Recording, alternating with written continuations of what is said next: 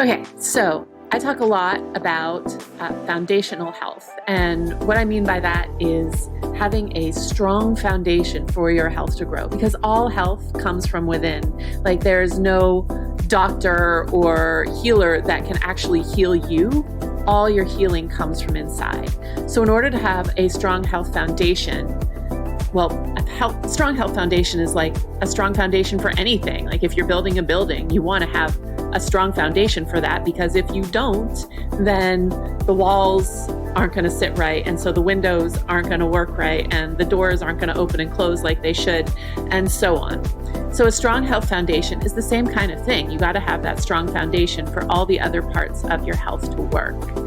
And one of the key factors for a strong health foundation is gut health. And I know gut health is kind of a buzzword right now because, well, it's super important. But I feel like a lot of people are missing the mark when it comes to gut health. You know, they say take probiotics, pure fermented foods, and those are like decent things to do, not bad. But there's a few things that you got to keep in mind before that. And I feel like there are a few things that you have to look for, you know, whether your gut health is okay or not. And when you're a health professional, like looking at your client's gut health and recognizing what's going on, there are some key things to look for. So first, it's symptoms. So some symptoms of poor gut health are, obviously, if your belly doesn't feel good, that's a thing. But some things you might not look for on the surface are skin problems like acne and eczema. Those are signs that gut health is off. Your skin is kind of the expression of everything that's going on inside you. And if your gut isn't healthy, your skin is going to show it. Immune function and gut health are pretty much the same thing. Like, they're so intricately entwined that you can't separate them. So if someone gets sick a lot, or if they have an autoimmune disorder, gut health is super key to look at. Low energy, that's a sign that your gut's not working well, because you should be getting lots of energy from your food. And if your gut can't digest the food, like if it can't put all the nutrients where they need to go, then your energy is not going to be great. Another thing that people don't think about because they think that they're normal, sugar cravings, and really any junk food cravings, but sugar cravings. And why this is key is because if your gut is always going to have a flora.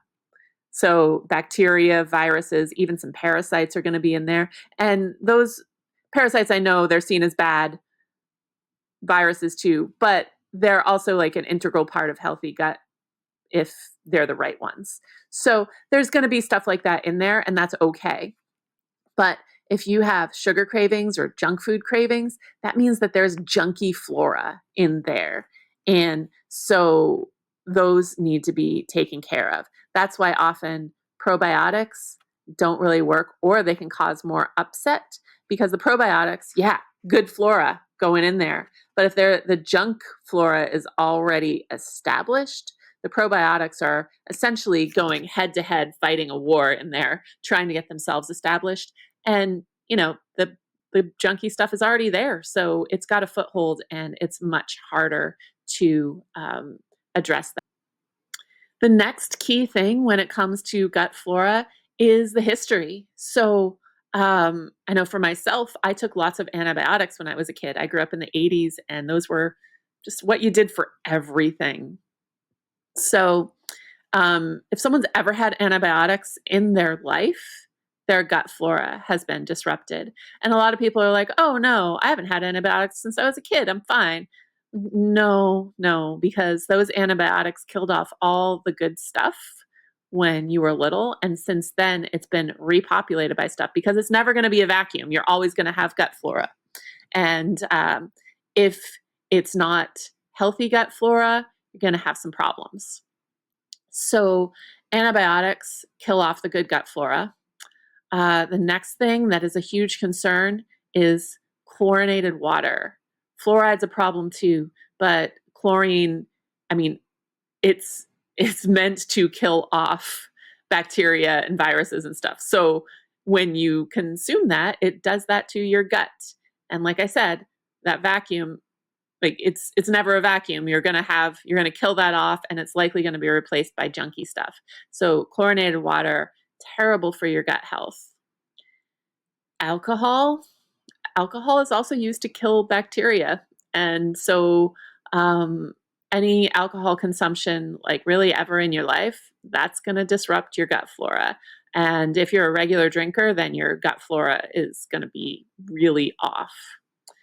And then junk food and seed oils. I consider seed oils junk food, but a lot of people don't think of them as junk food.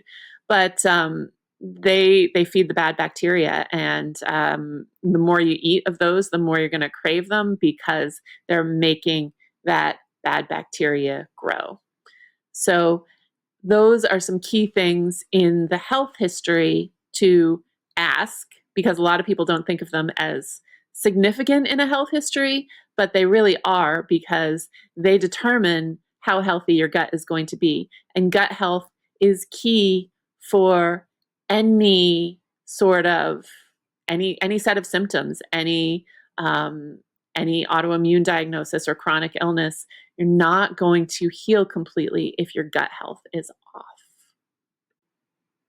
So another piece of gut health diagnostics that I find really fascinating to look at is in the blood work. So yes, you can determine the state of the gut health from blood work if you know how to read it from a functional perspective. And I'm not talking any fancy blood work. I mean, yeah, people do all kinds of testing like stool tests and all that kind of stuff. You don't really need to do all of that unless you want to get specific about what nasty bacteria is in there. I don't find that necessary, but in the blood work, so I'm talking about the complete blood count and the metabolic panel. Those are the only two things that you really need to check on the health of the gut. So in the complete blood count, there's the red blood cells and the white blood cells.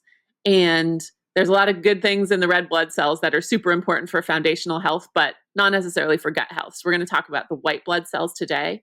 And the white blood cells, it's important to have the differential done in that complete blood count, which usually happens. But the white blood cells, the neutrophils, the lymphocytes, the monocytes, et cetera, those are what you want to be looking at, the different types. And I have a form in my program that breaks down what each of those do and how they help. But pretty much what you want to look at is if the neutrophils and the lymphocytes are about the same percentage, there's a big gut health problem. And if the basophils or eosinophils are above 3%, there's a parasitic problem going on. I dive deep into this in my program. So if you want more, check in with me about that. The other key piece in the metabolic panel is the total protein. So if the total protein is high or low, and again, I give you those functional ranges in my program, then that's a sign of leaky gut, which means that the flora is really off. So these are key things to look for. And if you want those actual numbers, get in touch. It's easier to show than to talk about. So I would love to do that. And I can't wait to share more.